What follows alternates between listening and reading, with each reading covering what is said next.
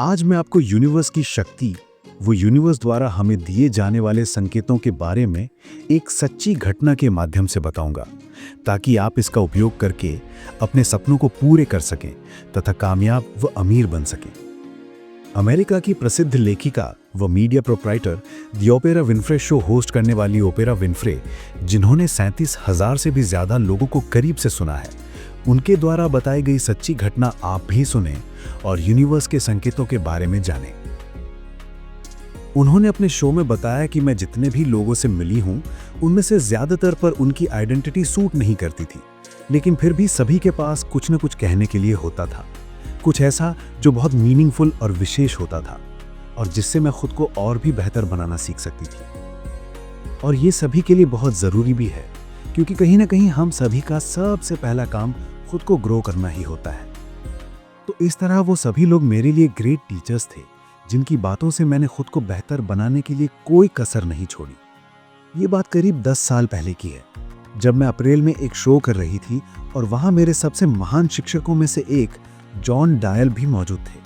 हम दोनों लोग मिलकर एक show good to survive host कर रहे थे। 1 अक्टूबर 2000 को 179 यात्रियों के साथ सिंगापुर एयरलाइंस की फ्लाइट संख्या 06, जो कि एक बोइंग 727 थी, ताइपेई हवाई अड्डे से लॉस एंजलिस के लिए उड़ान भरती है।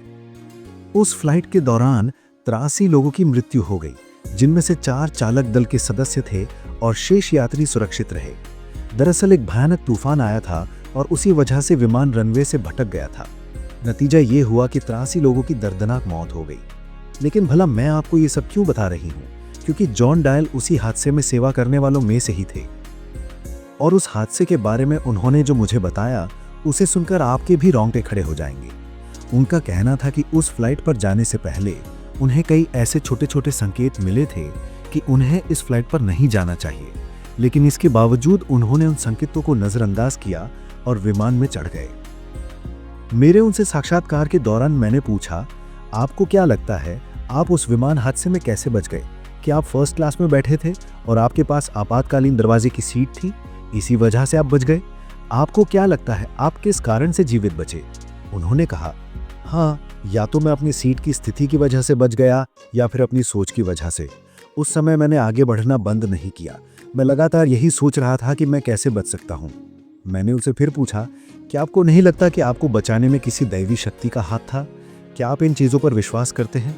उन्होंने तुरंत कहा, नहीं, मैं धार्मिक इंसान नहीं हूँ, ना मैं इन बातों पर यकीन करता हूँ और ना ही इन्हें मानता हूँ। लेकिन इसके साथ ही उन्होंने एक और बात कही जिसे सुनकर सब हैरान रह गए। उनका कहना था कि जब वे उस विमान हादसे से जूझ रहे थे, तभी अचानक उन्होंने पीछे मुड़कर देखा और अपनी आंखों पर विश्वास नहीं कर पा रहे थे। सभी लोग अपनी सीट से बंधे हुए थे और जल रहे थे, और जब ऐसा हो रहा था तब उन लोगों के सिर के ऊपर से एक तेज रोशनी निकल रही थी, जो उनके शरीर से ऊपर की ओर जा रही थी। वो रोशनी आत्मा जैसी थी, लेकिन ध्यान से देखने पर पता चला कि कुछ लोगों के शरीर से निकलने वाली रोशनी दूसरों की तुलना में कहीं ज्यादा चमकदार थी। ये सब देखकर वो सन्न रह गए और इस घटना ने उन्हें भीतर से बहुत गहराई तक बदल दिया।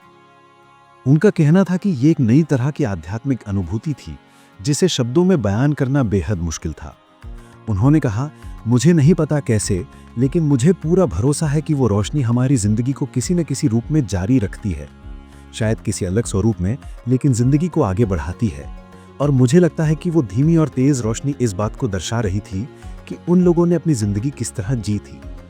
यही वजह थी कि उस हादसे ने मुझे इस हद तक बदल दिया कि अब मैं अपनी जिंदगी इस तरह जी रहा हूं कि जब भी वो रोशनी मेरे भीतर से निकले तो उसकी चमक सबसे ज्यादा होनी चाहिए। उनकी ये बात सुनकर मेरे रोंगटे खड़े हो गए। मैंने सोचा, आखिर सार्थक जीवन जीने का असली मतलब क्या होता है? क्योंकि कहीं ना कहीं यही तो वो चीज़ है जिसे हम सभी चाहते हैं। हम सभी ऐसी जिंदगी जीना चाहते हैं कि जब हम एक अलग रूप में परिवर्तित हों तो लोग हमें देखकर कहें, वाह, कितनी तेज रोशनी है, कितनी चमक है इसमें। और मुझे लगता है कि इसके लिए सबसे पहले हमारे भीतर गहरी जागरूकता होना बहुत ज़रूरी है। हमें ये समझना होगा कि हम हैं कौन और इस दुनिया में क्यों आए हैं। असल अंतर तब आता है जब हम नियमित रूप से लोगों से जुड़ते हैं।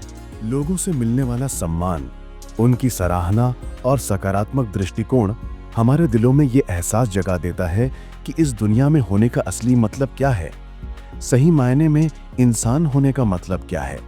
मेरे लिए सफल होने का असली मतलब वो बिंदु है जहां पहुंचकर आप खुद को आरामदायक और संतुष्ट महसूस करें। इससे कोई फर्क नहीं पड़ता कि आपने अपनी पूरी जिंदगी में क्या क्या हासिल किया है और क्या नहीं। मेरे लिए मेरी सबसे बड़ी सफलता ये रही कि मैंने जरूरत पड़ने पर लोगों को ना कहना सीखा और उस ना कहने के बाद भी खुद को दोषी महसूस नहीं किया। सच ये है कि मैंने जो भी किया वो मेरे आगे बढ़ने की प्रक्रिया का हिस्सा था, लेकिन दूसरों को ना कहने के लिए एक आंतरिक शक्ति चाहिए। आपको खुद से ये वादा करना होगा कि किसी भी वजह से मैं खुद के साथ अन्याय नहीं करूंगा। और अगर आप ध्यान से सोचेंगे तो पाएंगे कि ये वैसा ही है जैसा हम अपने बचपन और जवानी में करते हैं, सिर्फ लोगों से बचने के लिए, उनकी खुशी के लिए। लेकिन असली ताकत तब आती है जब आप खुद तय करते हैं कि मैं खुद का सबसे अच्छा रूप बनना चाहता हूं, इसीलिए मैं खुद को अपने ही हाथों कभी नुकसान नहीं पहुंचने दूंगा। यही सोच आगे जाकर आपकी शख्सियत को परिभाषित करती है। मैंने अपनी जिंदगी में जितनी भी गलतियां की, उसकी वजह यह थी कि मैं दूसरों को खुश करने की कोशिश कर रही थी। मैंने दूसरों की जिंदगी को ही अपनी जिंदगी मान लिया था, लेकिन ऐसा करते करते मैं खुद से दूर होती चली गई। इसलिए अगर आप किसी को ना कहते हैं तो ये बिल्कुल ठीक है। इसके लिए आपको दोषी महसूस करने की जरूरत नहीं है। चाहे कोई आपको पसंद करे या ना करे, ये आपके लिए महत्वपूर्ण नहीं है। महत्वपूर्ण ये है कि आप जो कर रहे हैं उसमें आप खुद कैसा महसूस करते हैं। असल में ये एक लंबा और बड़ा संघर्ष है जिससे ज्यादातर लोग गुजरते हैं, और मुझे उम्मीद है कि सभी लोग, खासकर युवा, इस शो को देखकर सही समय पर यह समझ जाएंगे। क्योंकि दूसरों को खुश करने की गलती सबसे दर्दनाक तब हो जाती है जब हम इसे बार बार दोहराते हैं। हर बार इसे सुधारने की कोशिश में हम और ज्यादा आहत होते हैं। मैंने देखा है कि हर दोहराव के बाद ये पीड़ा और गहरी हो जाती है। ये ठीक वही संकेत या इंडिकेशन है जो जॉन को फ्लाइट पर जाने से पहले मिले थे। ये संकेत ब्रह्मांड की तरफ से आते हैं। हम चाहें तो इन्हें भगवान से भी जोड़ सकते हैं, क्योंकि जितनी बार हम इन्हें नजरअंदाज करते हैं उतनी ही बार अगली बार हमें और ज्यादा दर्द और अपराध बोध महसूस होता है। ये वही संकेत होते हैं जो हमें किसी काम को करने से पहले रोकते हैं, लेकिन हम अक्सर दूसरों की मदद करने या उन्हें खुश करने की वजह से इन्हें अनदेखा कर देते हैं। और ये सिलसिला तब तक चलता रहता है जब तक हम उन संकेतों पर ध्यान देना शुरू नहीं करते। असल में वे अवसर, वे छोटे छोटे इशारे किसी बड़ी समस्या के आने से पहले ही हमारा ध्यान खींचते हैं। अगर हम समय रहते उन पर ध्यान दे दें तो बहुत सी मुसीबतों से बच सकते हैं। नहीं तो जब समस्या सामने आती है तब आप खुद को जॉन की तरह एक विमान हादसे में पाते हैं, या फिर जमीन पर किसी तूफान में, या अपने ही घर में किसी संकट में। यही वजह है कि मेरी जिंदगी का लक्ष्य हमेशा यही रहा है कि मैं खुद को कभी ऐसी समस्या के सामने खड़ा हुआ ना पाऊं। मैं उन संकेतों पर ध्यान दूं, उन छोटे छोटे एहसासों को नजरअंदाज न करूं जो मुझे पहले ही चेतावनी दे देते हैं। और जब आप ऐसा करना शुरू कर देते हैं तो आप सिर्फ भौतिक सफलता ही नहीं बल्कि आध्यात्मिक सफलता भी पा लेते हैं, क्योंकि इस तरह आप अपनी अंतरात्मा की आवाज सुनने की क्षमता विकसित कर लेते हैं। आप अपनी अंतरात्मा से पता कर सकते हैं कि आपका अगला कदम क्या होना चाहिए।